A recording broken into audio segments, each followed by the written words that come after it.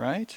By Yes. Liu Cixin, the famous science fiction author. Yes. What effect did that have on you? Well, the story is that actually I have to first introduce my idol and my great friend Liu Cixin in China. And he's a writer of The Three-Body Problem, which is a long story, won the Hugo Award. And he is actually the writer of the novel The Wandering Earth. And then the novel was changed into movies and was a champion. It got $4.6 billion in China this year. It was champion, and it all begins with at the time when I was like 12 years old, and one day I went to a magazine shop and to see that okay, please give me that colorful one. The most colorful one. I want to see that. Then Liu Cixin's short novel, Village Teacher, was on it. And it's like a sort of a religion shock.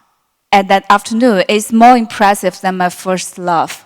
That I realized there's something exists like science fiction in the world, and they see it.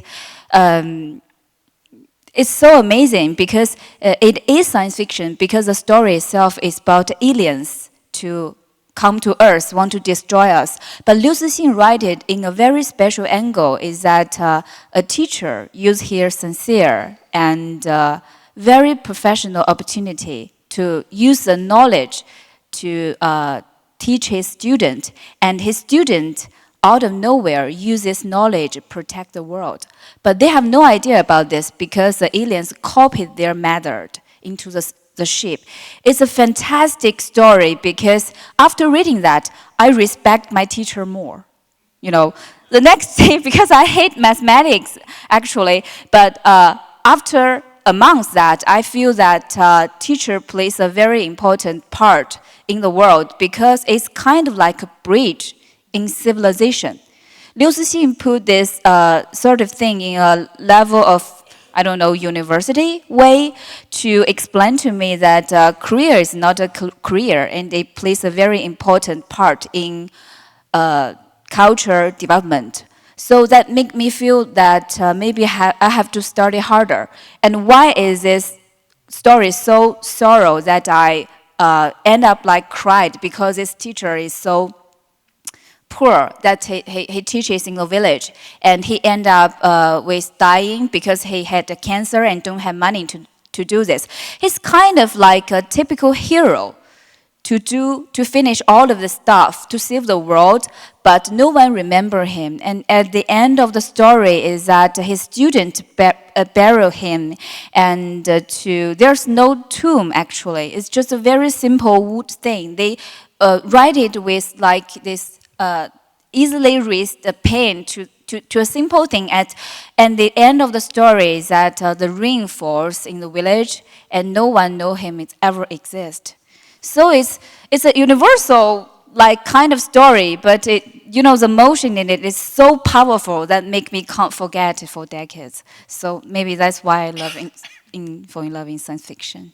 Yeah. Well, speaking about falling in love, Nicole, as a teenager, you had a crush on someone many in the audience would not only recognize by name, but also know for his scientific accomplishments, the Manhattan Project physicist Richard Feynman. Tell us more. Well, he had passed away many, many years before that, but I grew up in a family that loved science fiction.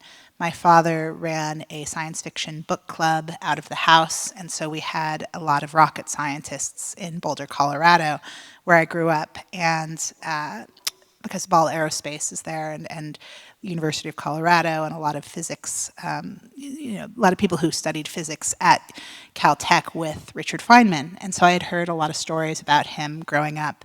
And I think it was for my 15th or 16th birthday that my father bought me the autobiographies that Richard Feynman had written.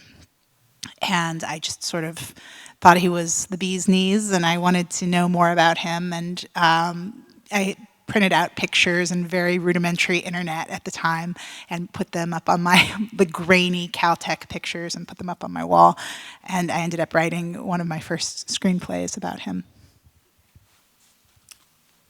Kath? Oh, sorry. I should use the microphone, shouldn't I? Now, you told me, or maybe in one of the interviews I read, that you wanted to be a writer long before you realized that that's what you actually wanted to do. Maybe I didn't quote you very, very well, but you kind of realized, you realized at some point that your fate was to be a writer. I mean, I didn't know that, and I think it's true for a lot of people that that being a screenwriter is an actual job that you can have. I grew up in a very pragmatic family. My father was a physician, and it was made clear that writing is something you did in your journal when you finished your real job. When you worked and then you came home and then you wrote, and thanks to my older brother Scott, when I graduated from college, I was pre-medicine for a while in college, and then I took organic chemistry and was no longer pre-medicine. And he said, "You're always talking about film. You're always talking about entertainment. Come out to Los Angeles." That's where he was living at the time, and I have a friend who can get you an interview and see if you like it. And so I did, and it took me several years before I could admit that being a writer was something that I wanted to do and that I could do, because I think for a lot of people, it's very private, it's very personal writing, and then to think of it, to commoditize it, to think of it as something that you're going to market and sell and jump into a very very vicious pool of people was intimidating. But once I did, it was a revelation. I couldn't believe it. I couldn't believe that it was a job that you could have. Now, we talked about the fact that you were inspired by a particular writer, and that's the same with you, Kath. You were a big Piers Anthony fan when you were young, right? Yeah. So for those of you who are not familiar with Piers Anthony, he's probably best known for Total Recall, and he's author of the epic series of books called Xanth. But what was about him that attracted you? I don't know. It made me giggle, and that he created. It started with Xanth, and then it went into Apprentice Adept and all of its other novels. He just builds a world that you want to stay in, and any angry, hormonal, surly teen loves to disappear into a world, and if you can sustain that, and you find out that there's 20 more, it's an addiction. Yeah, and it just lit my imagination. I loved it. It was, it's frothy, Xanth, a lot of puns. So moving back down to Nicole, you mentioned the screenplay that you wrote about Feynman and his investigation into the Challenger disaster. So you called the script a love letter to a flawed person who I still admired. Tell me more about how you wrapped your head around writing about that topic in particular, and why that aspect of Feynman, for example. Sure, absolutely. I think in terms of Feynman, he had a very specific way of interacting with the world and communicating science, which is one of the reasons I think he left such a big legacy. But he was also a very flawed person and a flawed individual, and I think also as times change, we view him differently. Certainly in the 20-odd years since I read those books, my perceptions have changed. But I think one of the reasons I chose the Challenger disaster specifically to focus on was that he had an amazing life story, he had so many accomplishments, and when you're dealing with a character, a real human, but also somebody who is going to be a character in your script, you have to really zone in on what you're trying to explore, or what the dramatic question of the movie is. And so you could look at any fragment of this man's life and tell a very different story. And in fact, there had already been a story about a movie that Matthew Broderick had been in I think the early 90s, that was about the great love that Feynman had had with his first wife.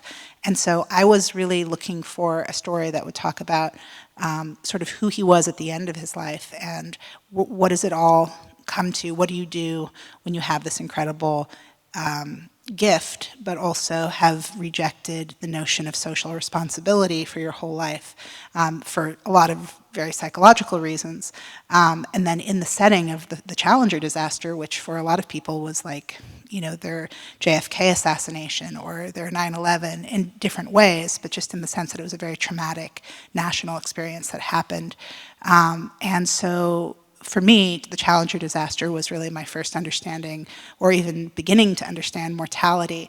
And since Richard Feynman was at the end of his life when the Challenger disaster happened, and he was asked to join this commission as he was dying of cancer, I thought that all of those themes came together to really be able to portray a very poignant picture of who this man was, but also explore some themes that are very near and dear to my heart. So Anna, when you went to college, like many of your generation in China, you're an only child, and your parents, they wanted you to get a real job after you graduated. They wanted you to be a teacher or a news reporter. Was that a sort of pressure on you, and how did you deal with that? Even though my major is literature for 7 years in college, and I have never thought that I can be a writer to support myself, because I was born in Xuzhou in China. It's not a very big city, and my parents kind of, just think that their daughter is just a normal girl who should live in this small city and do a, regular job. And they think that, writing for living is impossible. But when I graduated, I work, in the company that I can find the best in Xuzhou. It's a very big company. And I do something with publicity, that kind of thing in the company. But after 2 years, I'm not happy, just not happy, because I think that what I write has no soul. And I don't like them. And the company needs them, but I don't like them. So I'm getting, upset easily. And there's a lot of tension, sorrow deep inside myself. So there's nothing I can do but to write my first science fiction. And it was published in the biggest magazines in China called Science Fiction World without rewrite. And the editor said it was rare because most of writers have to vote their first novel. They have to try several times or several years. But I did it the first, it succeeded. And then things continues. After 2 years, I've got the Nobel Prize in China. And my father and mother see all of this. And because they do love me, actually, I think. Though this prize is not, give me a lot of money or anything. It's just a prize. But my father and mother, they watch me, and they find out what I really want to do is writing. So they said, okay, if you want to write so much, then there's an opportunity to become a scriptwriter in other city. Then you go, but you have to go alone. You have to consider about that because I read in my college. The college is in my hometown for 7 years. So during my teenage, when all the things I live in the same small city, what drives me is that I think deep inside I just crazy about stories, and there's nothing I can do about it. So I have to get out, and when I get out, it's the world outside is kind of dangerous, a lot of pressure. What can I do? I have to push myself to writing better, to become a better writer. So I think maybe this is a gift or, destiny for me. I never thought that I was a very talented person in writing because I love literature since I was a little girl. So I know what classic one literature science writer they have. And I don't think I'm that good. So if I want to be the best, I have to try harder. So I become a scriptwriter, and daytime I write a script, and at night I write my novels. So if I think tried my everything best in this area, maybe one day, after 10 years, 20 years, I can be a better story maker and, write literature and write science fiction. So that's what I've ever wanted, yeah. So, Kath, speaking of college, you were on a pre-med track, and then you ran into organic chemistry. Yeah. How did your parents take it when you decided to not go into medicine? Not well. I left that program and lasted about a semester in an English program, and then returned to the pre-medicine program because out of guilt and feeling of failure, and took organic chemistry again because I didn't want a C on my transcript, and nope. And it turned out no, it was really terrible, and I think. They were disappointed. They were worried. They were worried about my stability, and I don't think it was until the first time they saw my name on a screen that they felt secure for me. And then I couldn't stop my dad from pitching stories to me. He was an anesthesiologist, and he's like, "Let me tell you, I've got stories." Oh, he must have loved House. Well, tragically, he passed away before I worked on House. So being on that show made me miss him a lot, but I felt like I was honoring him, and definitely every day I wanted to call him up and ask advice and check on him. But yeah, he was desperate to be a consultant on a show. Yeah. But another influence of yours in college was X-Files. And I think a lot of people in the crowd are familiar with X-Files. Maybe some of the younger people may not have heard of it. X-Files!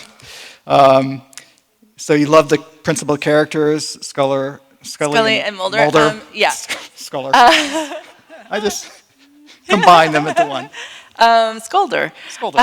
Yeah, no, it was, that's when I really started getting very interested in television, because it was the first time for me that it was revelatory for me that this is what television can be, that television can do this, that it was my first exposure to less episodic television, but longer mythology arcs within the show that kept you coming back for more. And back in those days, we taped them on VHS, and would watch them over and over again. And yeah, it was just spectacular, and really made me want to be writing for television. If I could feel this way about a show, how can I do that for somebody else?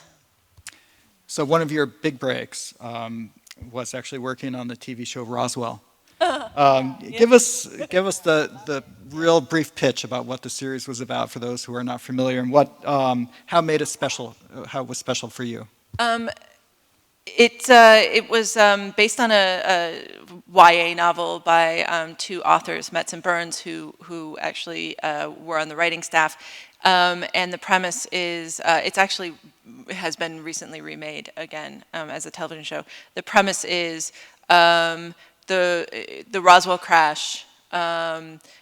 There were three sort of incubating aliens who later hatched and tried to blend into the town as teenagers, and one has a crush on a human girl, and then the romantic complications of that while trying to hide their identity. But the metaphor is every teenager feels like an alien. They feel like they don't belong. And what made it special for me in particular is that the person that was running the show at the time is a writer called Jason Katims, who later went on to adapt Friday Night Lights as a series and Parenthood as a series, and is a very particular kind of storyteller, very, very thoughtful, very compassionate and emotional, and one of his mandates is every character starts with their best foot forward. Nobody's sets out to be a villain or to ruin somebody else's day. Everybody believes that they're doing what's right, and that became sort of ingrained in me as a writer, is to be compassionate towards every one of your characters. So Nicole, your first big break was your screenplay Challenger, got a lot of attention, and that got you into the Marvel Studios screenwriting program. Sort of, yeah.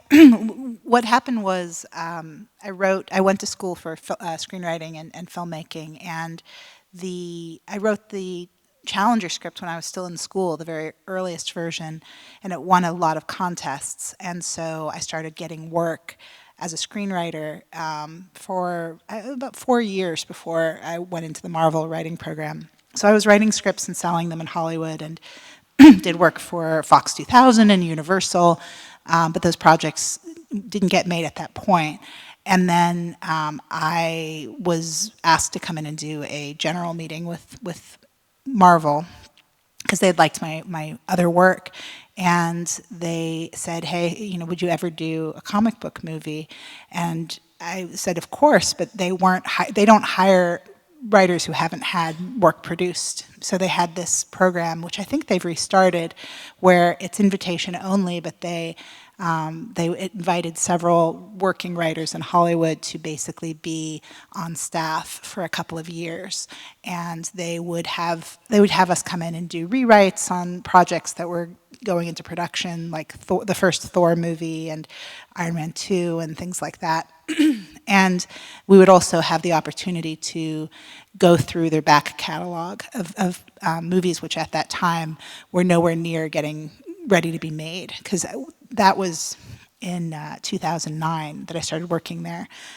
So I started going through their sort of slush pile, really, of characters that were considered very low-level, C-list properties. And nobody at that time had heard of Guardians of the Galaxy, although there was I think there was a 2008 run of comics that had kind of regenerated some interest in the comic itself, which had been around for decades at that point. And so for 2 years, I worked on a draft of Guardians for them, and then they hired me back as an actual screenwriter to keep working on it after my 2-year program was done. What attracted you to Guardians of the Galaxy? Honestly, I think I liked it because it was more of it felt more like a science fiction film, and it was an origin story rather than a superhero origin story. It was an origin story for a team, and a lot of the powers that people had, or their strengths or their weaknesses, were sort of built in. They were born with them, or it was just something that was implanted into them, like with Rocket.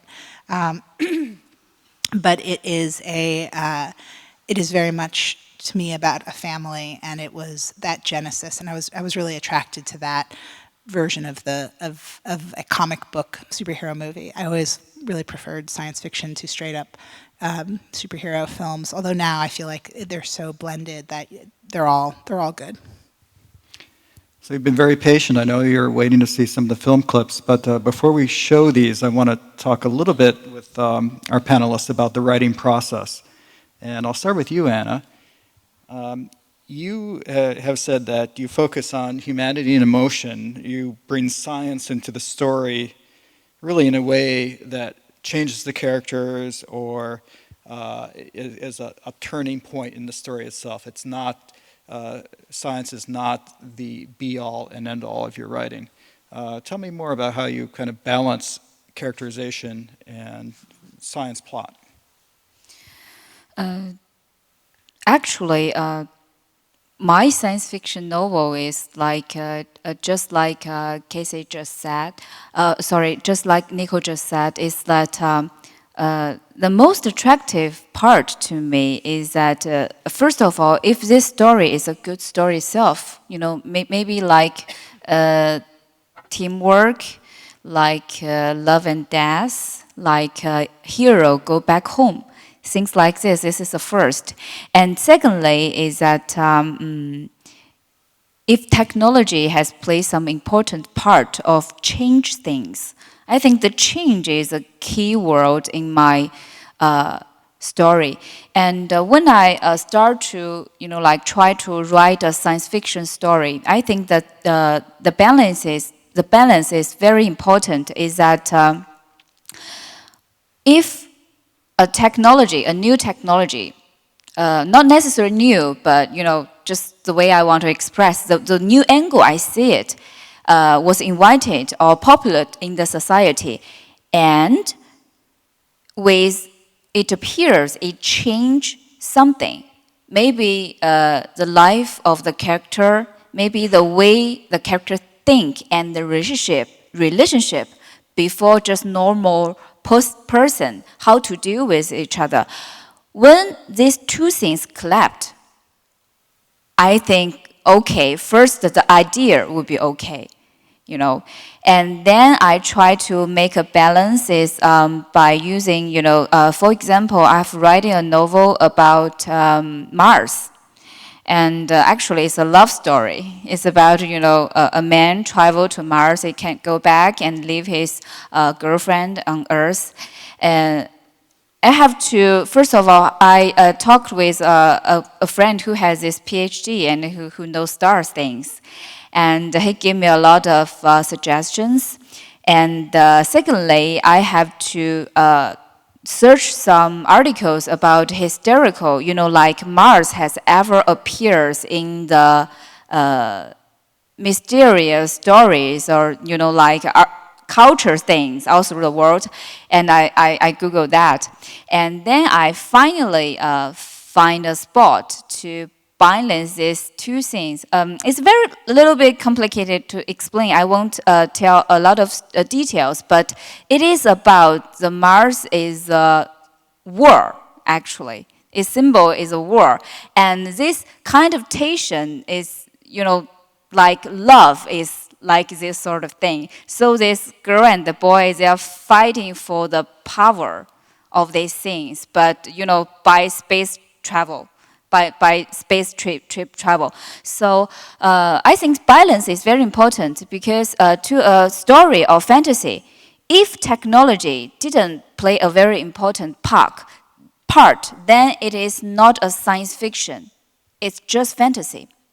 So the story I was just talking about is on the base that a new kind of traveling happened between the Earth to the Mars, so it's maybe easier and faster. And it caused everything to this love story. So I think that the sport is very important because when we read a lot of stories, we see that it's not science fiction.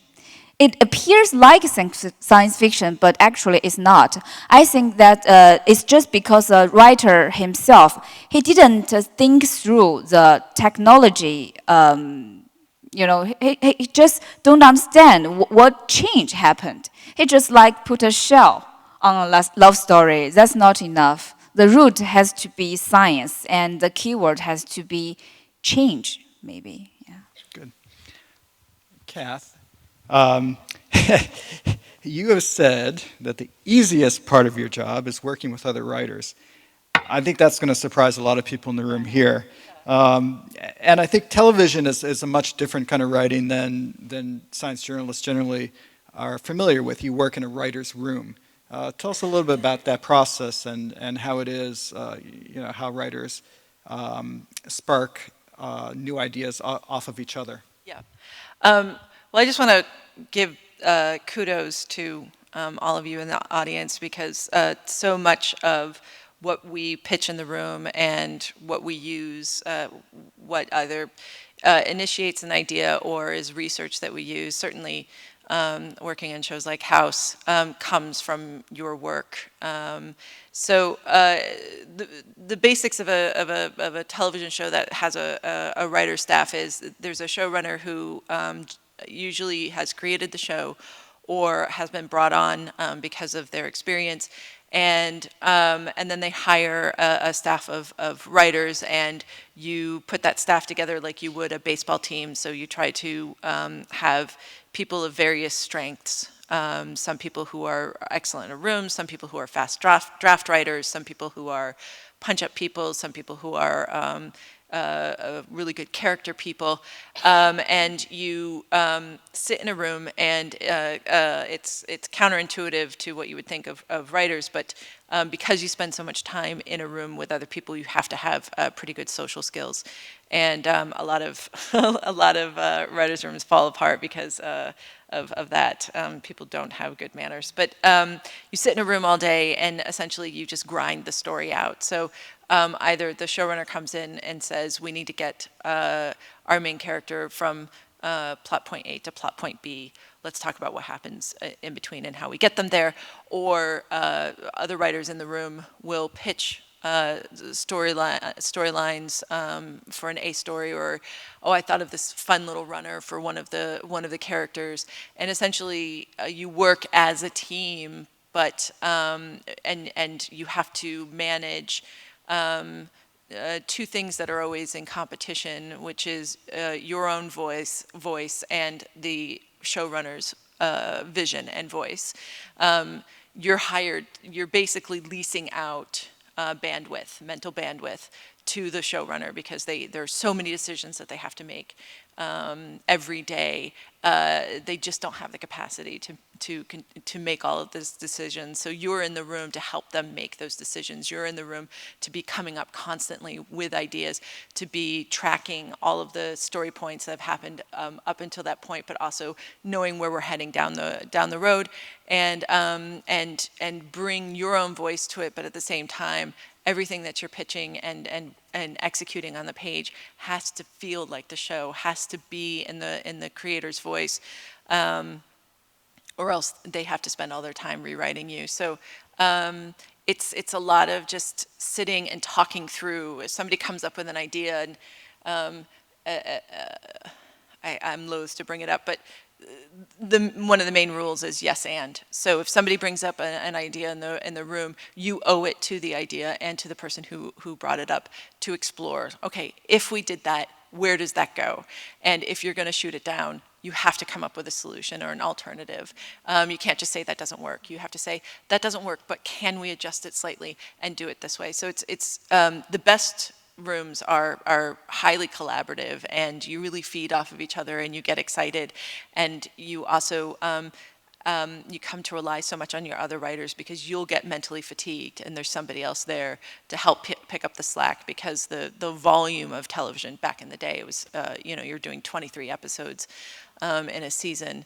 It's not that anymore, but it's intense, and it's in another way now. But yeah, it's collaborative in the best possible way. Although television is rapidly changing right now. There's a lot of feature culture that's coming into television, as producers and directors are coming and doing more work in television, and that's changing. So we're in an adjustment period right now.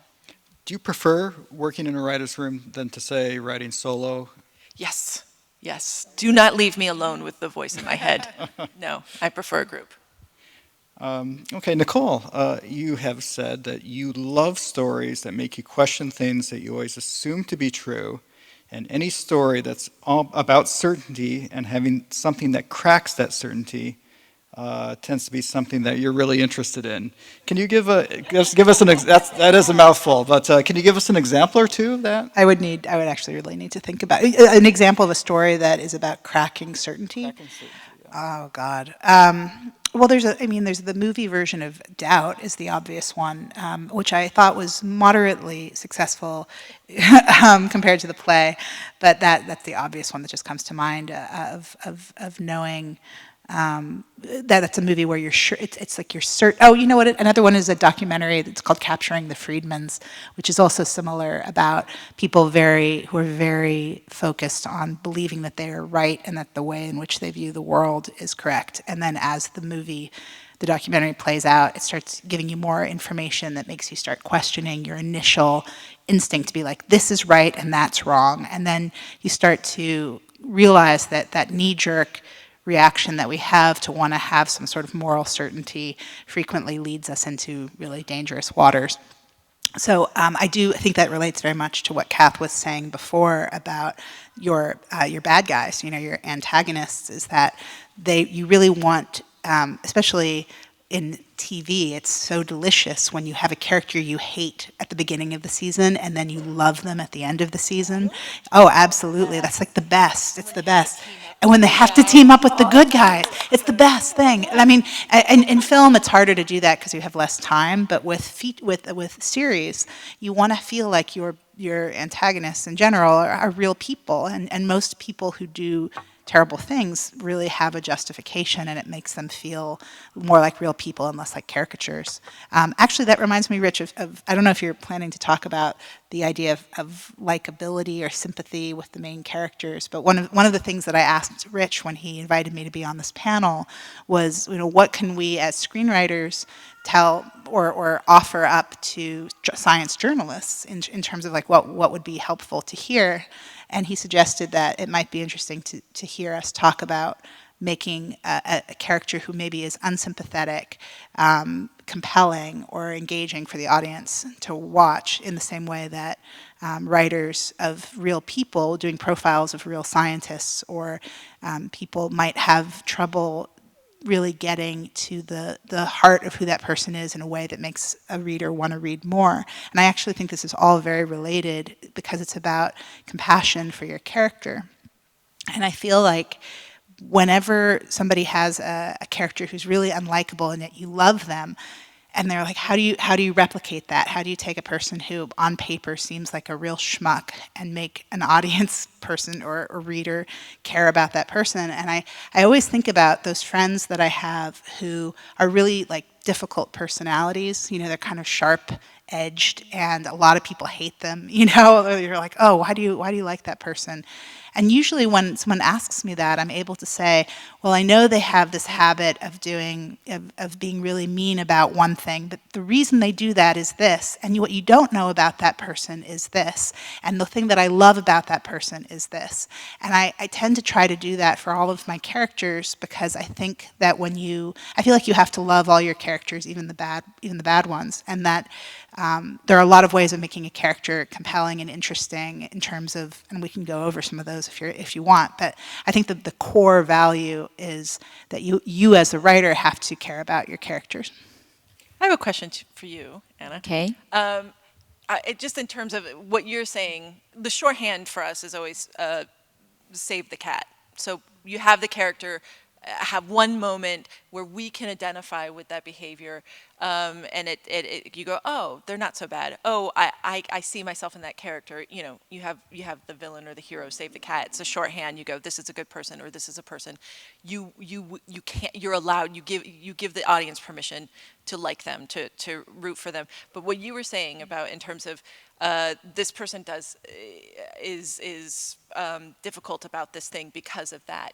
What I wanted to ask you it's very American for us to explain everybody's behavior, to say this is the story behind why they are the way that they are, which I find sometimes unrealistic because sometimes there is no reason for people to way that to It's be just mean. Yeah, right. Or Right. I mean, nature versus nurture. But I'm wondering for the stories that you write and for your audience, do you feel compelled that you have to explain Why they are mean? Why a person is the way that they are, justify their behavior? Appeared to me that to write a novel, not a script. I was thinking when she was talking about this stuff is that actually sometimes I don't think that a bad person is attractive because we have to save the cat. We have to say that why is it so like this is because of his family or because of whatever. I think that's not the reason why a character is so attractive. I think that a bad person is so attractive because he's a mirror that we can see some part of us on him. Yeah. For example, if we like to write the details and to create this figure really good in appropriate details, that people will think that he's unforgivable, but he's like me. So it's kind of, it's not I like him, it's just I can't forget him. Right. That's exactly how I feel because I always actually, I actually really reject the idea of Save the Cat. I think Save the Cat's very important for a character who you want the audience to like, but I don't think you have to like everybody. I actually think my favorite characters are characters that you love to hate. But I think that the idea of a character so basically what I'm saying is in writing a main character, I don't think the character has to be likable. I don't think they have to necessarily be sympathetic, but we have to be emotionally invested in them in some way. Yes, you have to be vivid. That's, for example, I have writing a science fiction novel. Is that here is a man, and his father is a very bad person because he had this poor ability to control emotions. So he beat his son, as a child, and beat his mother. And when this man grew up, one day he found that there is a man just like him come from the future and want to do something really bad. It is because in the future, this man is kind of buy something because in the future there's new technology who can change the brain, some part of the brain, and you can be very good at control your emotions. They do something like that. And this man, just like his father, he hated very much, but he have to admit that the genetic thing is that he like his father. So he want to change this. So he kind of buys this technology to have this operation. And after that, he becomes a very cold man, like a monster, and he become a great president to, very rich and successful and get married with a very kind and gentle wife and with a very cute child. But this technology went something wrong. And as an experiment, he's kind of lose it someday and kill his wife for a little reason one day. And after that, he went to prison for like 10 years. And after that, he gave every his fortune to a scientist, who's a physics scientist, to create a time machine, to take him back, to create, like change everything and blah, blah, blah. So I think this story is like, why do you hate someone?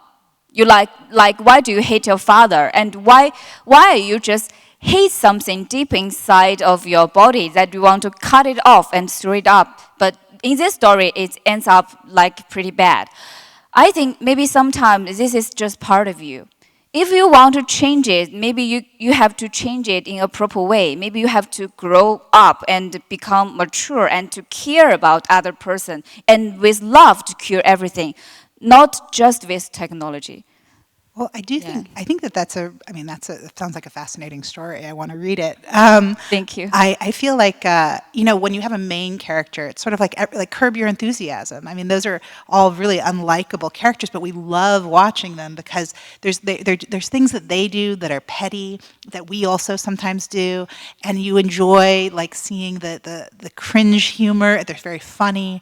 There's definitely an American bias towards people being nice deep down. Like if you look at the difference between the British office and the American office, like the British office, like people aren't really great people. They're all kind of jerks, but we love watching them anyway. Whereas in the American office, everyone's deep down really loves each other and cares about each other, which I think really says a lot about the difference between cultures.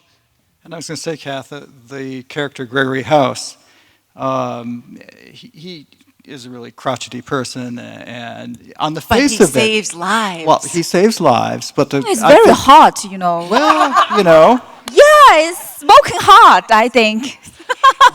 okay, that's why people liked him. But I feel that a lot of the audience, they wanted to see whether he can be saved, whether he can be redeemed. And I think redemption is a very powerful way to create empathy for characters. Well, it's very American too, and David Shore, who created the show, would be put off by that idea, by that expectation, because he does not believe that people change, and I think that's, You know, I think there's some truth in that, but also when you're writing a television show like House that went 8 seasons, 23, 24 episodes this season, back then movies were about people changing, television was about people staying the same. So if House ever had any form of redemption, he would no longer be House. You would be fundamentally changing the character. But maybe that hook, that lure, that can he be changed is part of the compelling thing that people watched. But this thing of what we're saying that keeps coming up, which is we're all very drawn to science. Science becomes a great engine for or instigator for coming up with story, but ultimately you tell a story that people can identify with. You tell a story about human nature. You tell a story about family. You tell a story about conflict, things that we can identify with. So House, while these medical stories were always the plot engine of every episode, it was the character stories. I think it was about House's conflict with his patients that people were watching. But then the fantastic thing is the pill and the peanut butter. There's always a little bit of medicine. There's always a little bit of science that people can watch and take away. And I mentioned when we met earlier that actually the team of physicians, doctors in Germany had a patient come in and was presenting certain symptoms, but they were doing tests that were giving them information contrary to their expectations of what these symptoms were, and the patient was in a critical state. And one of the doctors remembered an episode of House that was about cobalt poisoning from a hip replacement, and sure enough, they did tests for that, and that is what the patient had, and they saved the patient's life because of House. Yay! Wow, wonderful. That's great. Well, I think now we're going to segue into seeing some of the film clips. So we'll get that set up on the screen up here. And the first clip we're going to show is from the movie Thor. Are we giving a little background on why we're showing Exactly, these clips? Okay. yeah. And I think it may be better to give the background before we show the clip. Rick, did you guys consult on Thor as well? Yeah, that's the first consult I ever worked on. Oh, cool. It's not the first consult of the exchange, but yes. Okay. So we're not going to show the entire clip. We're going to show just one particular scene. But Nicole, do you want to set it up for us? Sure. So Rich had asked us to send clips of either scenes we had worked on or scenes in movies that we thought were about science in a way that we thought was very... You don't think this was just a magnetic storm, do you? Look. Okay, so a lot of the more scientific parts of movies like Guardians and Captain Marvel didn't make it into the final version, unfortunately. So in terms of my Marvel movies, scenes that I had worked on that involved science, I didn't have an enormous number to choose from, but I did work on this scene for Thor 1 with Natalie Portman's character, who's an astrophysicist, when she's discovering there's a wormhole that's delivering Thor. It's very scientific. But I think it's interesting in speaking about how the exchange and how also science consults helped with this. A lot of times what we do as screenwriters is solve story problems, some to better effect, some to less effect. But the story problem we had here was, how does Jane Foster, Natalie Portman's character, figure out that Thor is from a different world? And so in this version, I called up my astrophysicist friend and said, how would you figure out if somebody was being transported by a wormhole? And she said, well, there'd be different stars on the other side of the wormhole than the stars that would be in our night sky, obviously. And I was like, oh, that's really great. And it was great because it's a very, very quick way to explain something very simple, or very scientific, but it's a simple way of doing it, and it solved a huge headache for me. So that's what this scene is. Great, let's see how it played out on screen. You don't think this was just a magnetic storm, do you? Look, the lensing around these edges is characteristic of an Einstein-Rosen bridge. A what? I thought you were a science major. Political science. She was the only applicant. An Einstein-Rosen bridge is a theoretical connection between two different points of space. It's a wormhole. Eric, look, what do you see? Stars. Yeah, but not our stars. See, this is the star alignment for our quadrant this time of year, and unless Ursa Minor decided to take a day off, these are someone else's constellations. Hey, Check this out. That's that. Great. Well, that's some pretty heavy-duty science. Very scientific. Very nice. There'll be time for questions from the audience after we go through the clips. So if you have particular questions about the clips and how the science was woven into the scene, please save those. So the next clips we're going to show is actually a series of 3 clips from the new science fiction drama Expanse. And Kath is going to set that up for us. I did not work on The Expanse. I am just a big fan of The Expanse. For my money, it's the best science fiction television show on air right now. They're very stringent about the science that they represent on the show, and I chose this series of clips so that you can see how it plays out, because science not only presents the problem, it offers the solution, and it drives the plot, but also if you were to watch the episode, you would see that it drives all of the character arcs as well. And they do a lot of stuff with physics, but this one in particular has to do with medicine in space. And the basic premise of the show. Oh, I should set up. So there's an alien presence has inhabited a part of our solar system, and the 3 warring factions within our system, Earth, Mars, and the working class Belters, have all converged in this area where the alien presence has set up, and the alien presence is defined by this ring that has created a sort of bubble area where they have the humans have converged in their ships, and any hostile action by the humans towards each other incites the alien presence to defend itself, and the way that it defends itself is by changing the physics within the bubble. So the clip starts with the alien presence has just changed the physics, which has caused a rapid deceleration of all on all the ships. So any human that wasn't strapped down suffered catastrophic damages to their body. Okay, here's the first clip.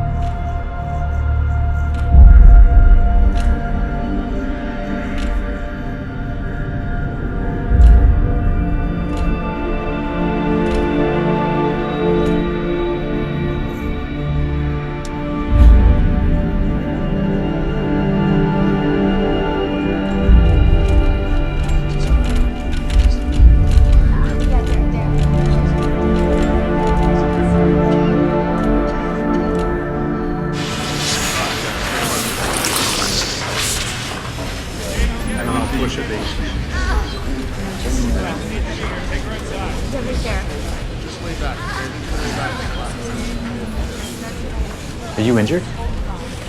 No, nothing serious. Go back to your quarters, strap in, and stay there. What happened? All I know is the ship suddenly decelerated. We pulled massive G's. I was taking a nap. I was strapped in my bunk. You're lucky. I won't do anybody any good in my quarters. I'm a trained nurse. I can help with the wounded. You want to help? Go find people with broken bones and get them to a med bay. I can do more here. There's nothing you can do for these people except ease their pain. What are you talking about? If staples and sutures are all most these injuries need. Is this your first time in zero G? Yeah. Without gravity, wounds can't drain. Blood pools and clots, tissue swells, any internal bleeding is a death sentence. You a chaplain or something? A civilian pastor. You might want to put in a good word with your boss. This is only gonna get worse.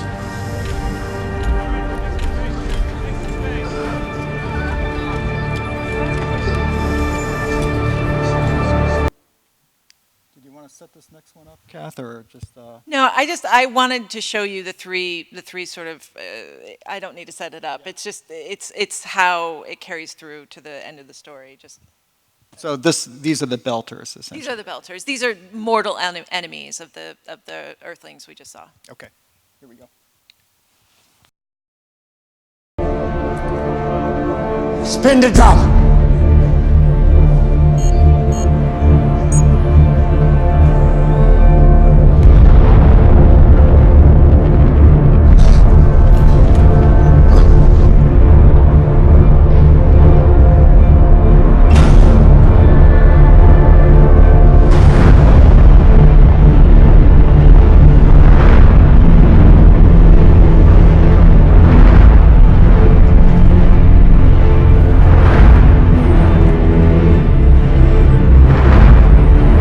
Stable! Effective gravity at inner surface. 113!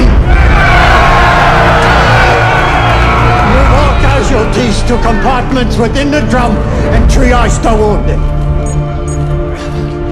Give me a wide beam. I want to talk to all the ships in this place. Channel open. This is Klaus Ashford, the captain of the OPA Behemoth. I have a message for all the ships in this infernal place. We are all victims of the same catastrophe. But the Behemoth is unique. This ship, my ship, can create spin gravity. So I am able to offer it to all of you. Bring your wounded here so that they may heal. You will be welcome. Belters embrace all of you. Was that offer unexpected? Sorry, say again?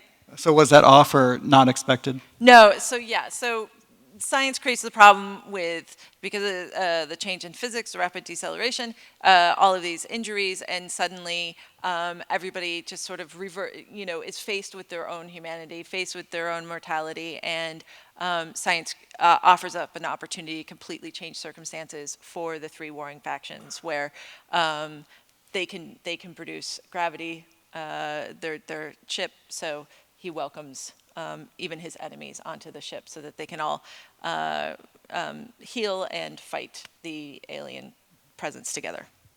And now we'll see the third and final clip from. Nope, that was the third. Oh, that was we skipped the middle. That's okay. It was a good edit. Ah, okay. Moving right along. Okay. See what we got. Yep. So next up is Wandering Earth, which Anna mentioned. That dramatic breakthrough for Chinese science fiction took in $500 million in the box office in China in 2 weeks during their Spring Festival earlier this year. Anna, do you want to make a few preliminary comments about Wandering Earth? We're going to view the trailer to the movie. Well, yes, it's kind of the first space drama, space drama in China. And before that, Chinese science fiction movies, they're, like on the edge of science fiction. The emotions, love stories. But this is pretty hard. Everyone see it, they know it's science fiction. So, please. Okay, here we go. 从流浪地球计划启动的第一天起，就再也回不去了。In the past 72 hours，地球错失了最后的逃离机会。受木星引力增强影响，地球将于37小时4分12秒后撞击木星。这是一场注定徒劳的救援。mayday mayday mayday， 气压降低无法维持飞行生命，气压降低无法维持。看来我们只能靠自己了。 30年来，发动机从来没有熄过火。这不是简单的救援，我们摊上大事儿了。Warning: Earth engine system failing. Total 121 facilities. Correction: 1,001 correction. 3,000 correction. Correction. Correction. Correction. Correction. Correction. Correction. Correction.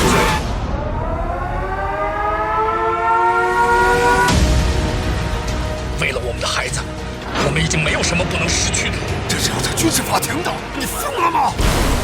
这么干等于同归于尽，是不能再死人了。地球上35亿人，我老婆孩子全他妈白死了。你可想好了？这是我们唯一回家的机会，快呀，快点！我原来以为家在身后，现在才知道，家在前面。千万要顶住！去你妈的！无论最终结果将人类历史导向何处，我们决定选择希望。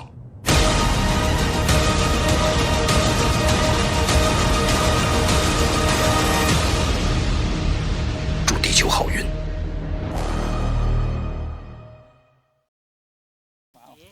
Wow. So as you saw, that's streaming on Netflix. If you're at all intrigued, check it out. Yes, you can see it in Netflix now. So the next clip we're going to show is from Chernobyl, the series, new series. Nicole's going to set that up for us. Well, this is not science fiction, although many elements feel like science fiction because it's such an incredibly amazing story. I didn't write this one. My friend Craig wrote it, Craig Mazin. And I'm including it because my work is pretty much separated into science fiction and comic book movies, and also films about science or scientists.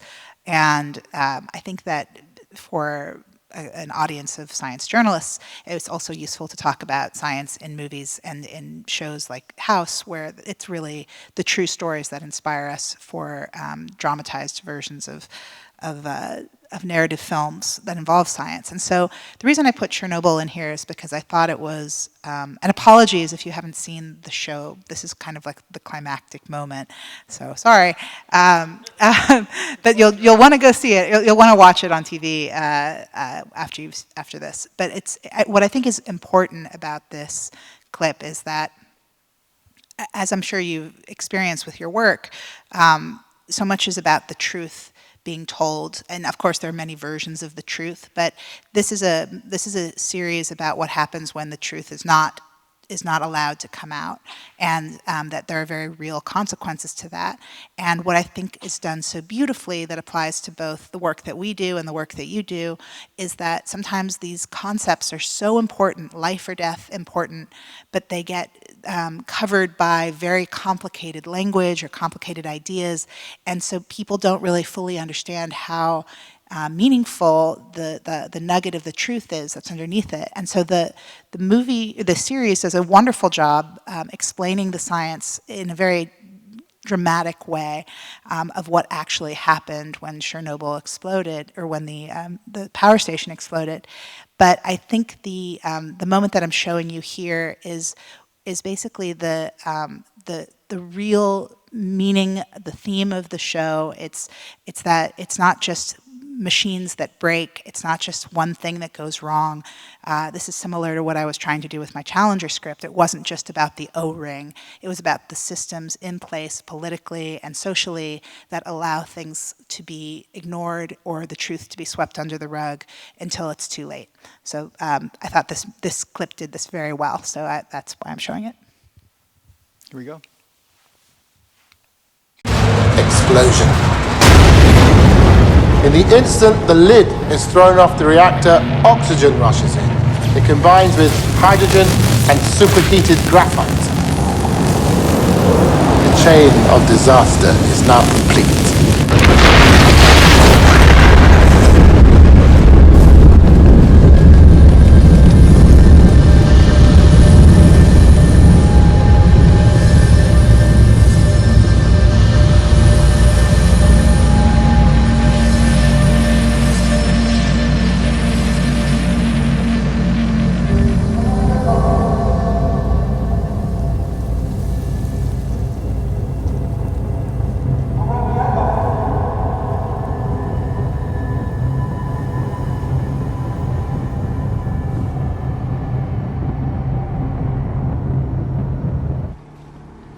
No one in the room that night knew the shutdown button could act as a detonator. They didn't know it. because it was kept from them. Comrade Legasov, you're contradicting your own testimony in Vienna. My testimony in Vienna was a lie. I lied to the world. Not the only one who kept the secrets. There are many who were following orders from the KGB, from the Central Committee, and right now there are 16 reactors in the Soviet Union with the same fatal flaw. 3 of them are still running, less than 20 kilometers away at Chernobyl. Professor Legasov, if you mean to suggest the Soviet state is somehow responsible for what happened, then I must warn you, you are treading on dangerous ground. I've already trod on dangerous ground. We're on dangerous ground right now because of our secrets and our lies. They're practically what define us. When the truth offends, we lie and lie until we can no longer remember it is even there, but it is still there. Every lie we tell incurs a debt to the truth. Sooner or later, that debt is paid.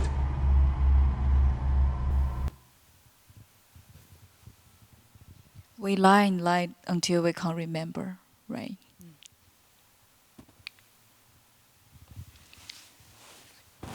We have a couple more to show you, and then we're going to get to the Q&A from the audience. The next one is Gentleman Jack.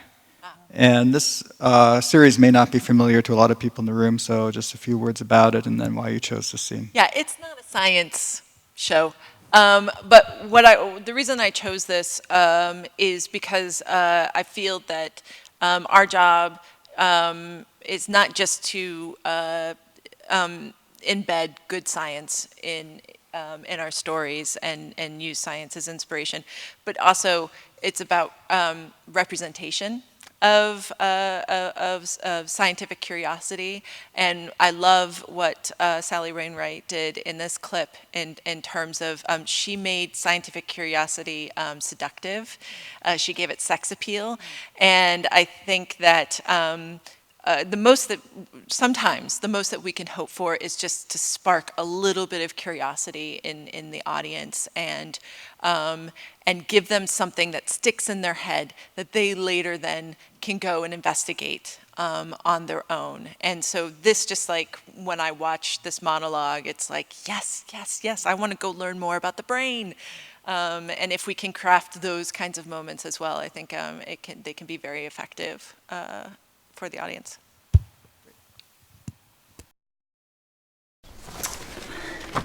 I dissected a baby once. Sorry? In Paris. It was dead, obviously. Oh. This was 4 years ago. I am fascinated by the science of Georges Cuvier, the anatomist and paleontologist. I couldn't attend university officially, being the wrong sex. So he gave me private instruction in my attic apartment on the left bank. Et ici, les testicules qui, bien sûr, ne sont pas encore descendus. I've always been fascinated by the human body, how it works, especially the brain. The brain is the most extraordinary organ. And when you see one, it's just meat, awful like the rest of our corporeal form. And yet what the brain does in one day, in 1 hour, in 1 second, right now, everything you see, hear, think, feel, desire in any one moment is all processed and retained in this one lump of stuff inside the skull. Your skull, my skull. You think about it. Isn't it exciting that we can think at all? The brain of even the smallest animal is ridiculously sophisticated, but the human brain, we have language, we invent, we analyze, we build cathedrals and cities and society. We write music and poetry. We fall in love. Aren't we lucky to be alive, to have life? Isn't every tiny moment an inexplicable delight, packed with potential? That's really inspiring. I think I should have ended our clips on that one, but we're going to have a little bit of fun with the last 2 brief clips before we turn to Q&A. So these are also Kath's. Oh, 2? Should just be the one, I think. Is there just one? Or 2 very short clips? Oh, yeah. Okay, they're strung together. I like to do a series. I know I just said representation matters. This is Rick and Morty, and Rick obviously is sort of the crutch version of the mad scientist who just does it to do it and is very destructive, which I have thoughts on those kinds of representations of scientists as well. But this I just chose because it tickled me because I wrote a paper in college for neuroanatomy about oxytocin, and so you watch this and it just zips by and you don't even think about it, but there's an actual piece of real science in it, and I think those are also really fun opportunities for writers to put in real science in a ridiculous situation, and again, any opportunity we have to just engender curiosity in the audience, so that they can go out. One, representation of science. It's not a thing of opinion. It is not politically motivated. Just sort of, we need to recapture what science is in public opinion, at least in the United States, and to make science appealing, make people be curious and go out and investigate on their own. So yeah, a little bit of fun at the end. Come on, Rick, don't talk about my parents like that! Listen, Morty, I hate to break it to you, but what people call love is just a chemical reaction that compels animals to breed. It hits hard, Morty, then it slowly fades, leaving you stranded in a failing marriage. I did it, your parents are gonna do it. Break the cycle, Morty. Rise above. Focus on science. Here we go, right into the next one.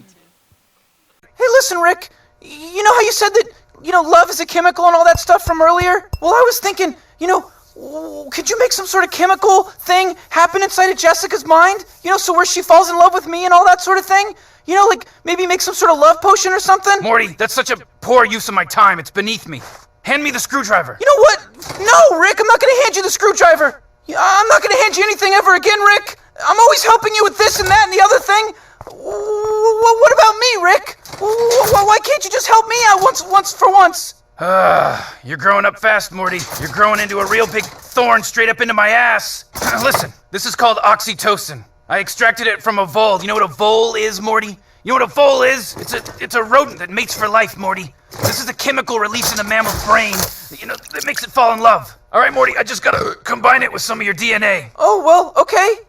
A hair, Morty. I need one of your hairs. This isn't Game of Thrones. Ow!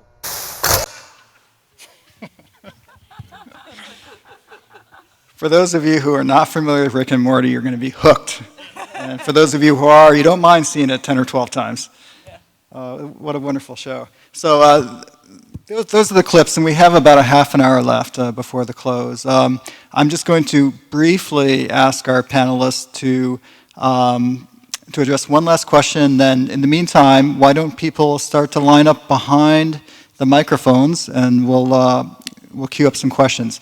So my last question briefly to all the panelists is, as Nicole had mentioned, a big challenge for journalists is to create empathy for characters. I mean, we're not trained in characterization for the most part. We're trained in structure, getting the story right, breaking news, making it logical and so forth, but making characters come alive is a real challenge for us.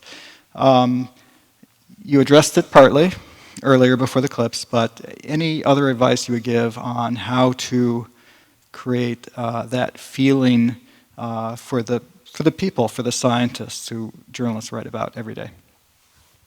Well, I would speak a little bit to what Kath was saying about House, which is, I mean, House is an amazing character, but also he's so good at what he does. Like, that's one way to make somebody want to watch your character, like having a character who is so competent. It's like Sherlock Holmes. I mean, one of the wonderful things about Sherlock Holmes is seeing how his mind works and just being like, wow, that's amazing. He's so good at what he does. And I think most, I mean, a lot of characters, you can go a very long way with an unlikable character or who's very sharp or a very difficult personality if he's an expert, if you can learn something, if he's fascinating, if he cares deeply about something interesting, if people love that character, even if they're hard to love. There are so many ways to make a character empathetic or to get the audience to invest enough emotionally in that character, even if they're really, really not immediately sympathetic or likable or lovable characters. I think humor goes a very long way. I mean, Morty is a great example too, from Rick and Morty. I love Rick and Morty so much, and Morty is such a jerk. But he's incredibly smart. He's incredibly funny. You know, he's generally, I'd say, chaotic neutral, but he is a very, he's just a wonderful, you love this character. And he's not a particularly likable person if you knew him as a human being, but you just can't stop watching him because you just want to see what he does next. Well, he's also, as you were saying, he's the smartest person in the room.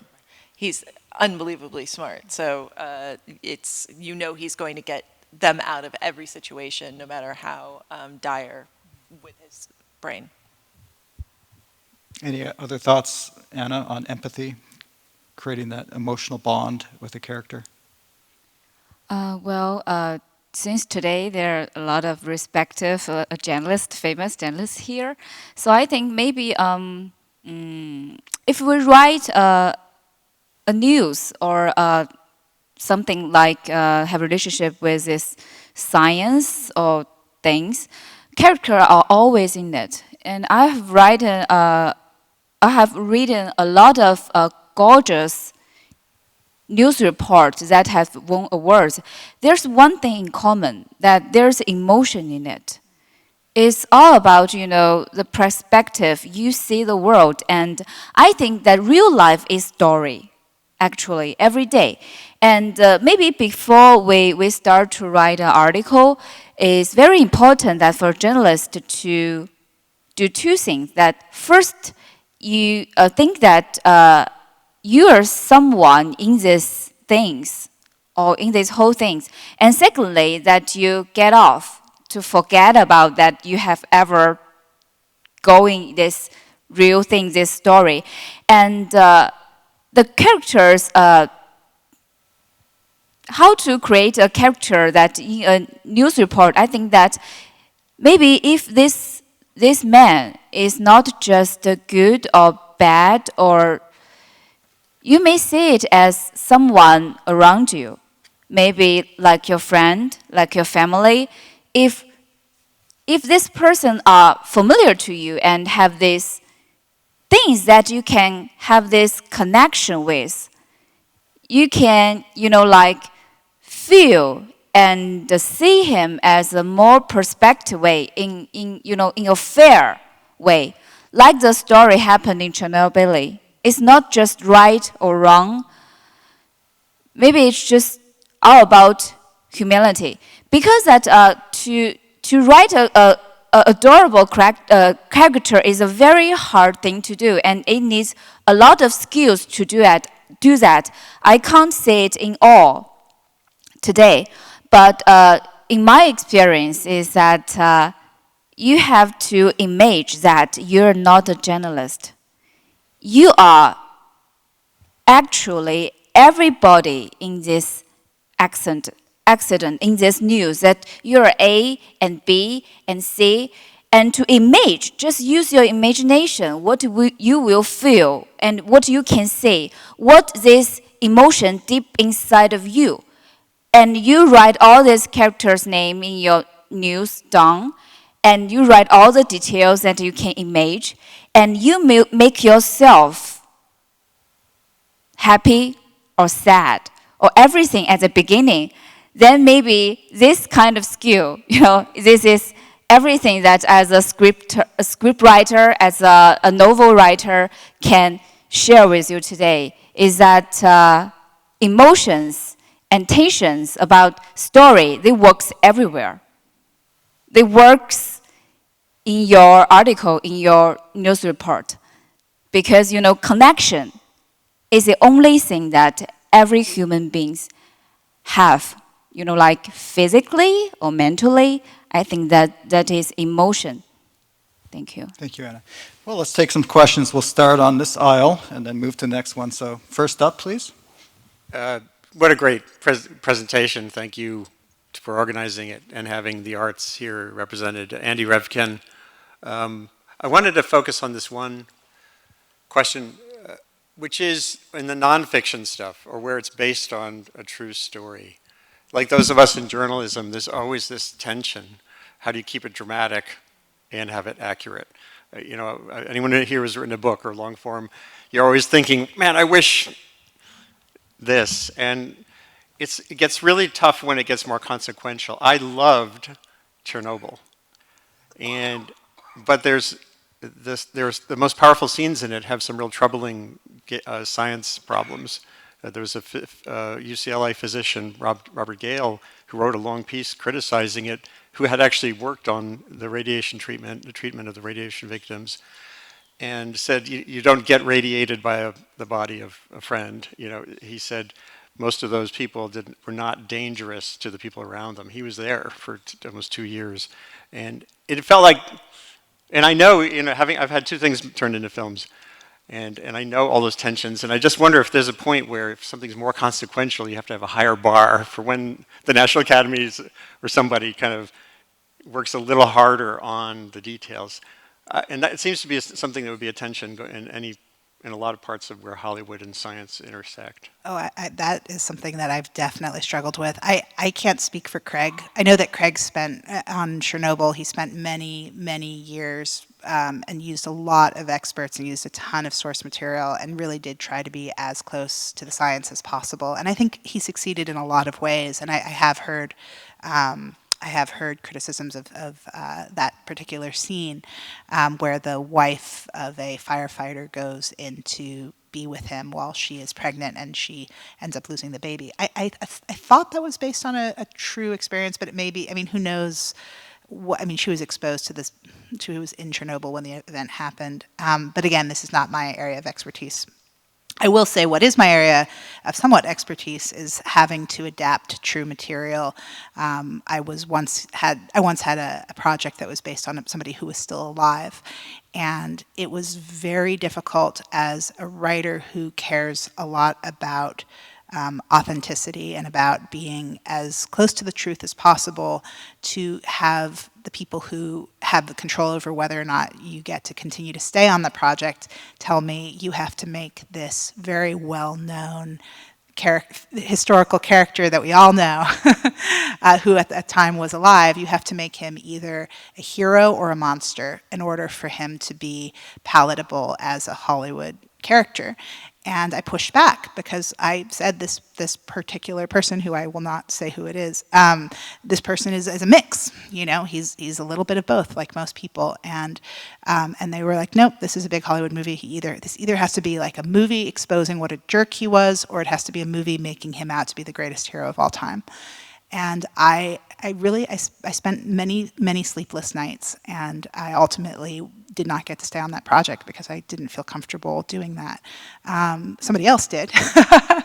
So you know, you can guess about that one. But I will say that that it was very difficult, and I also understand where the studios are coming from, because to have you want to have the drama, you want to have the moment that maybe isn't exactly perfectly accurate scientifically, but really gets to the heart of the moment, the loss of the loved one, the feeling of being unable to help that person and willing to do whatever, even if you give up your life to be with that person. I think that scene in Chernobyl really illustrates that, but it isn't scientifically perfect. So I think that it's a sliding scale. There's no correct answer. It really just depends on what you're trying to achieve and what you're allowed to do. You don't usually get to make that art in a vacuum. So based on true events, that's kind of a different animal, but I want to just journey into narrative for one quick second and make a slightly different point. My program worked on a film years ago that was an incredibly accurate movie. Some of you may have seen it. It starred Dwayne "The Rock" Johnson. It was called San Andreas. And it depicted half of California falling into the ocean from an earthquake, which was, this may be a surprise, not entirely scientifically accurate. But something we wished for. Yeah, maybe. Some of us. Oh, sorry for Californians in the audience. But I will say that doing the consult on it, having the head of the California Seismology Center at USC work on it, gave us the opportunity that the Los Angeles Times called this person when the movie depicted it and asked him about it. And he was able to say, look, I worked on the movie, these aspects aren't accurate, these aspects are accurate, and here's, by the way, what you should have in your go kit, and that was on the front page of the Los Angeles Times. So sometimes even an inaccurate fictional film can create that opportunity to create a teachable moment that's valuable. Thanks. Question over here, please. Hi, my name is Bethany Brookshire, and I wrote down my question so I don't sound like an idiot. I was really struck by the commentary about representations of scientists, because many of us do have to make representations of scientists in our writing, and very often it's kind of easy to go the easy way and say, oh, what inspired you? And make it this kind of uplifting story of, you know, a scientist who was deeply inspired and became obsessed with this thing.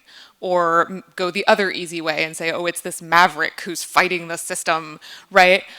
And I was wondering, do these representations work? Because we make these representations, but I don't know if we know they work. And are there other representations that science fiction and fiction writers use that we are missing and that we could take advantage of? You know, it's fun to write Rick and Morty with a jerk, but when that jerk is alive and can email you, it's not such a great option. So I was wondering if there were other options out there for representation of characters. A quick question: when you say work, what is the telos there? What when you say what to have a character work? Do you mean work as in being entertaining and compelling, or work as in depicting the character, the person accurately? Would you unpack that a little for me? I'm thinking more, I write primarily for students. I write for teens ages 11 to 14, and we're trying to show scientists as real people to help them say, oh, I could be that too. I could be interested in science. So maybe to, I guess, inspire. I wonder if the whole maverick or the, you know, person obsessed with one species of butterfly really works. Yeah. In our business, we're drawn to the extremes because the people with the money think that that's the easiest sell, is to live in the extreme margins. I'm all for normalizing science, making it as approachable as possible. And so, you know, what we've been saying up here is finding elements. I think what can work is if somebody's doing something extraordinary, show that they're human, show that they're just like us. Scientists, they're just like us. So it's that you demystify rather than go in the direction of this is an extraordinary human being who is a superhero. You find that thing that we've been saying up here quite often is how can I see myself in that person? How can I identify with that person? How can I see that, oh, this is a person that gets up and walks their dog just like me, and then they go and they do the thing, or they're in the shower and they're thinking about the thing. I do that as well. And it's so there are going to be the mavericks who are doing the crazy thing just to see if they can. We all know that. But you know, I'm excited for stories in our work where a character is a scientist and you don't make a big deal out of it. They're a scientist, and just this idea of and what you're trying to do is make students know that it's an approachable thing, and you don't have to be. Actually, the extraordinary thing is probably inside you.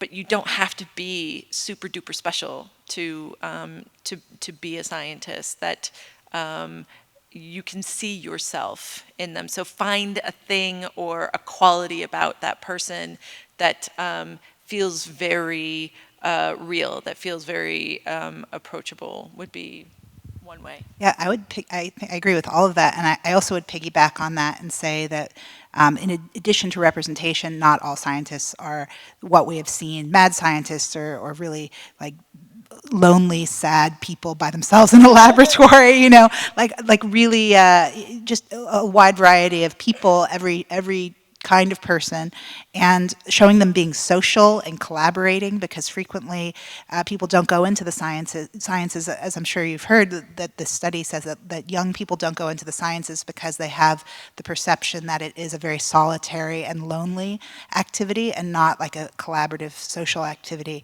And I think that's important to show on screen, and I also think it's important to show failure and overcoming failure, because a lot of times there's this myth of a scientist having a light bulb moment. You know, they're using and I'm guilty of this too. Like I've done, because it's easy and it's fun and whatever. It makes a great trailer moment. But like you really, I think it's really important to show people with their process and the way in which you overcome failure, so that it normalizes failure, because obviously all scientists know that you don't just like wake up one morning and have the solution. And I think that's frequently shown in film and television, and it's much more interesting to see people really have to chew on something, which is relatable, you know, it's identifiable. We all had to really like bang our head against the wall and try things 6 different times, and then it happens. But I think this does touch on why a lot of journalists do struggle with characterization, because a lot of the scientists we write about are perfectly normal, average people. They blend into the crowd.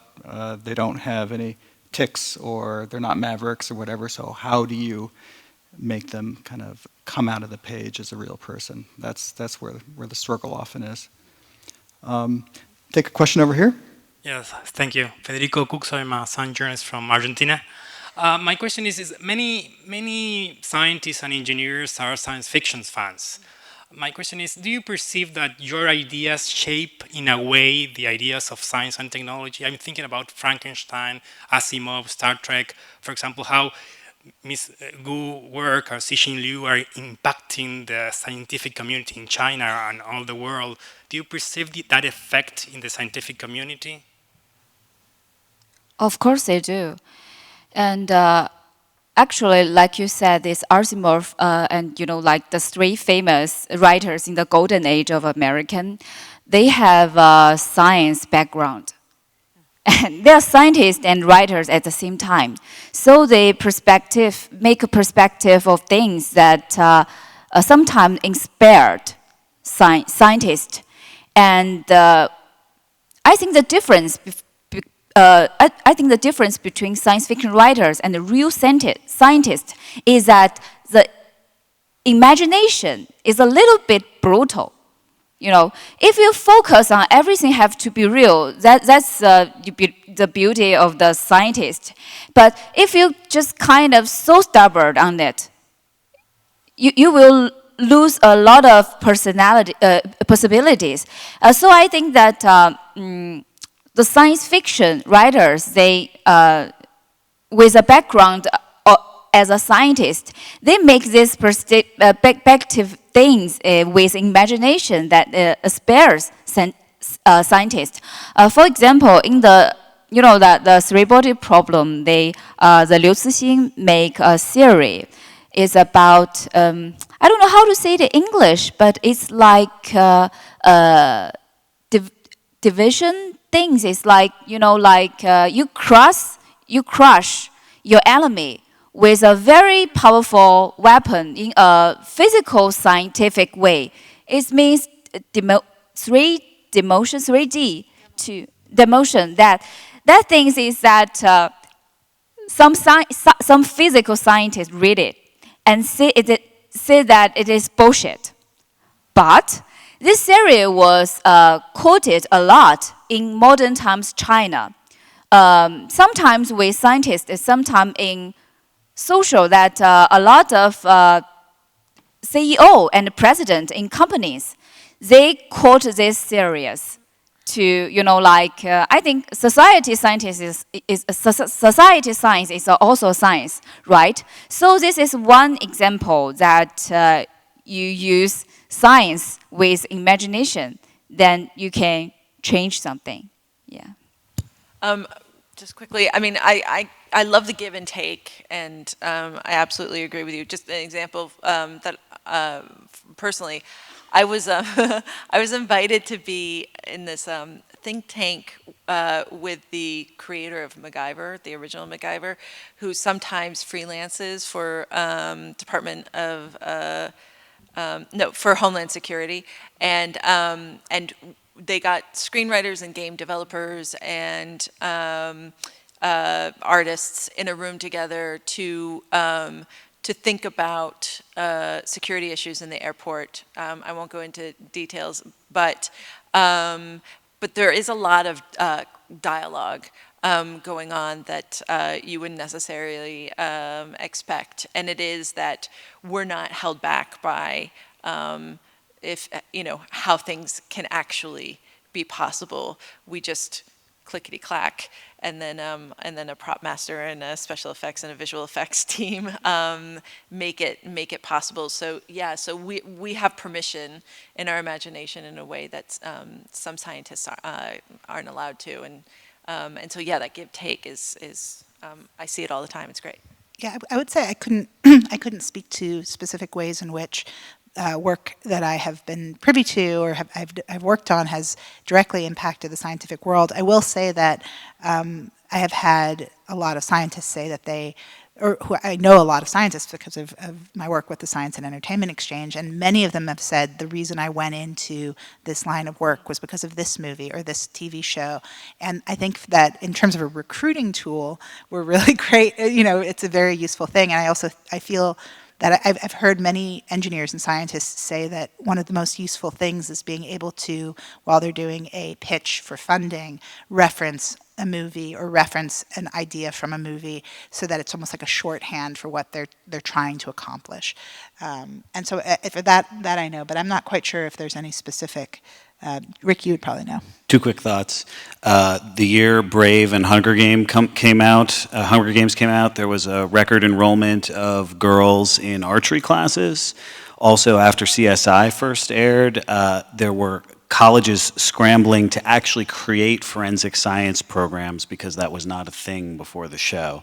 So, I mean, there's so many examples of this, but this idea of Hollywood inspiring science and inspiring people to make major choices with their careers and their lives, this is not a new concept, and it strikes to the core of the work that I think we're all doing.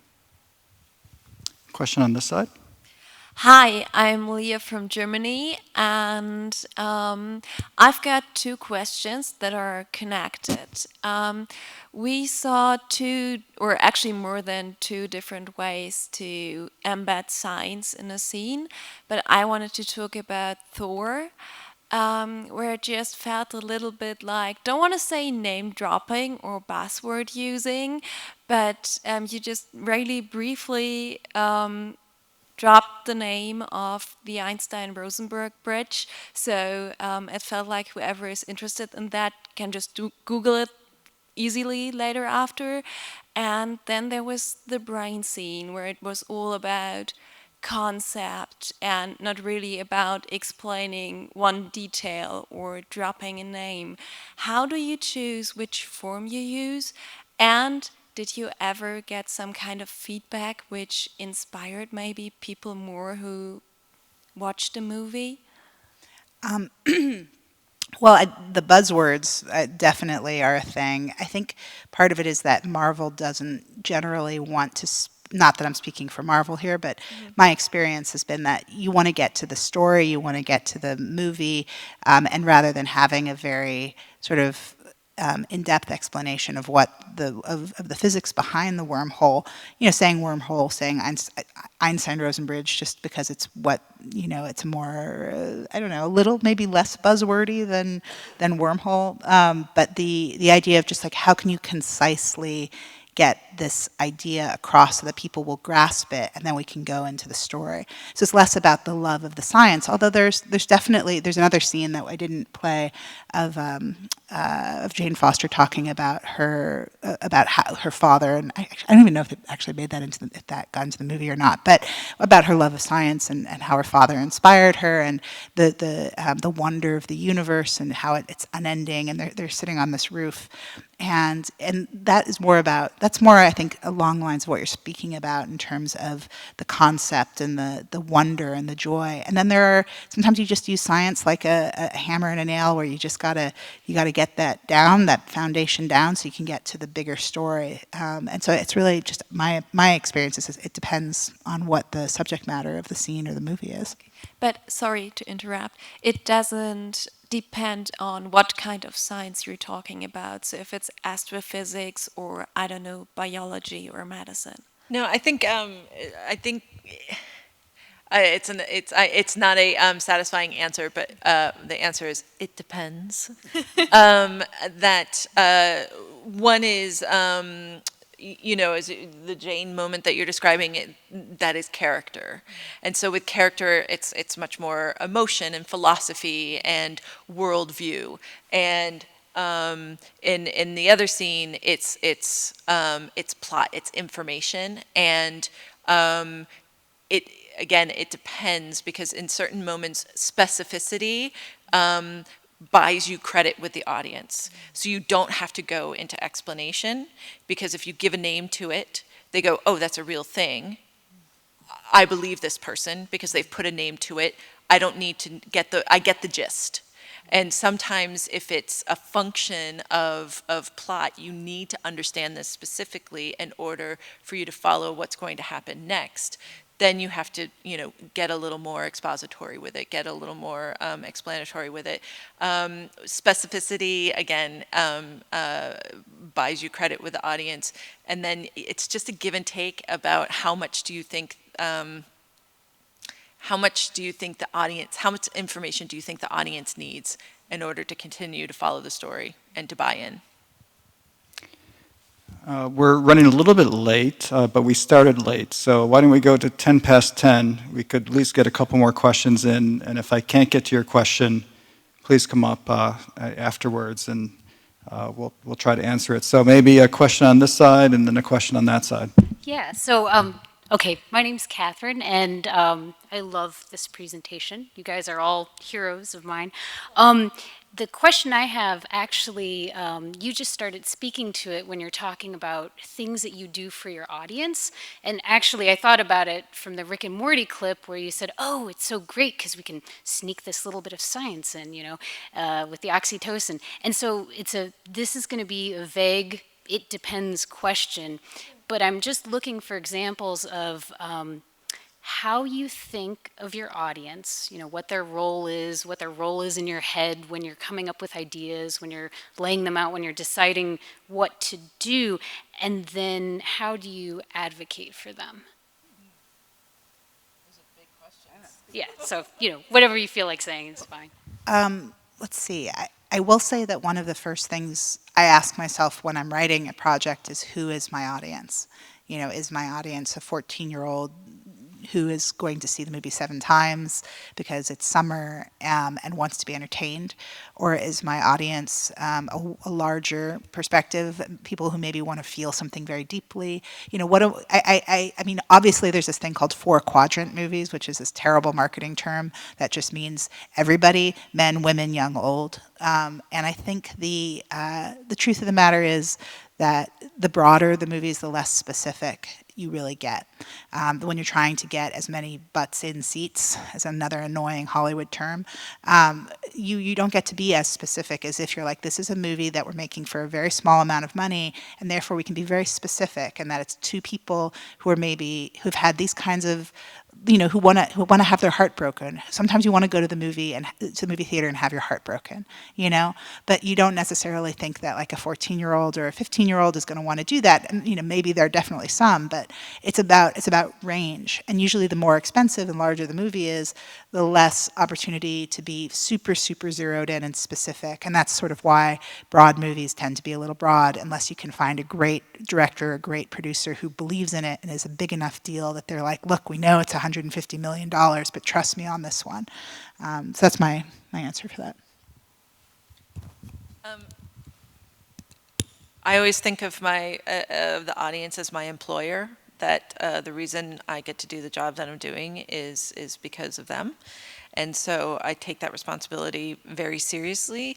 And you mentioned, wanting to go to the movies to have your heart broken, and it just boils down to that, where what I want to do for them is to give them an emotional experience. I want to take them on a journey and hopefully have them, give them moments of exhilaration, moments of connection, moments of sadness. And where science is involved, I want them to, at the end of the episode, still be thinking about it. You know, if not immediately afterwards, then the next day. Or, I love this too, is somebody brings it up in a, you know, in a conversation and drops a little piece of knowledge that they picked up in television, if possible.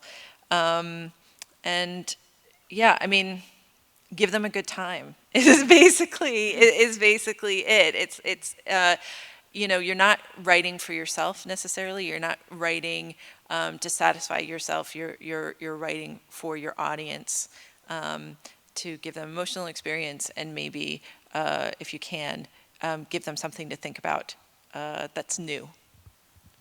Great. Well, sometimes because writing novel is a little bit different from, you know, writing a script. So a good writer who writes novels, maybe sometimes at the very beginning, he has to see his audience as carrot. You know, just ignore them at all. And have to think that if this idea is like a spark deep in your heart. For example, the Wandering Earth that Liu Cixin was first written is that because of one line, we just saw that in this movie, is that hope is the most precious thing, more precious than diamond. This is very beginning, so he didn't think that, you know, after I finish this novel, who will see it? Maybe just the readers from the magazine science fiction. That's the very beginning. And it turns out to be a very huge, successful movie, but everything starts with a very good idea, this writer like himself. So I think audience maybe sometimes is very important, but remember that the most important audience is yourself. Okay, we'll take one last question. Yes, hi, I'm Thomas from Switzerland. We heard how science fiction can inspire some behavior changes, even career changes, and we heard also what you look for when you write something. So I wanted to ask, when you write, do you also want to trigger a behavior change? And if yes, do you consult maybe psychologists or behavioral scientists to how to trigger that behavior change the most efficiently? This is a very interesting question. I don't think that most writers want to lecture or try to trigger a behavior change specifically like a morality play. However, I do think that you tend to have a dramatic, at least for film. I don't really write in TV, so I'm not 100% sure if this translates. But you have a dramatic question where you're asking a question. So it's not like the theme of your movie isn't grief. The theme of your movie is, you know, can two people survive grief? Can a relationship survive grief? You know, for example, you would have a question that you're exploring a little bit in the movie on some level, even if it's very subtle. And so that something that I frequently ask myself when I'm writing is, what do I want my audience to be thinking about as they get into their car in the parking lot after the movie? And so rather than triggering a behavioral change, I think it's more, for me anyway, about what is the question that you want them to be chewing on after they've had the fun or emotional experience of being in the movie theater. I always bring this up because it's a concrete example. Yes, sometimes a behavioral change, but not a massive. So, for example, we were at a conference in Florida that was cardiovascular care update. It was done by the Citizen CPR Foundation, and it was a lot of people who had cardiac arrest and had been revived, or they were survivors of people who had died from cardiac arrest. And I did a presentation on getting the science right on house, and all of the protocols that we do when we're vetting the science, and having a consultant on set to get it right. And people came up afterwards and said, I hope you realize that the majority of people, the only thing that they know about CPR is what they see on television and film. And it's absolutely vital, it's mortally vital that you do it right, that you get it correctly. You do it correctly because real people die. And so that stayed with me, and I think about it all the time, and I think about these small moments that, that we as screenwriters sometimes gloss over or use as devices. So, oh, here's a great opportunity for two characters to kiss. We'll throw some CPR in it, or all it takes is five compressions and a person will revive. And it takes 45 minutes. It takes as long as until the EMTs arrive, or you can get your hands on a defibrillator. And so these kinds of things, it's like, in that respect, I'd love to change behavior. I'd love for people to see correct depiction of CPR, and then, and if, heaven forbid, they're ever in a situation where somebody collapses, they will take action because they've seen it. And I think in terms of television, when people are watching things over a long period of time, central themes, central ideas, behaviors of your characters, you hope to inspire them in terms of, even if it's just like, kindness wins the day, and if you're telling that story over time, because part of the responsibility as storytellers is that we're passing on the morality tales of being human, as people have done before us. And so what are those stories that we're telling about what it is to be human, and hopefully what it is to be a good human?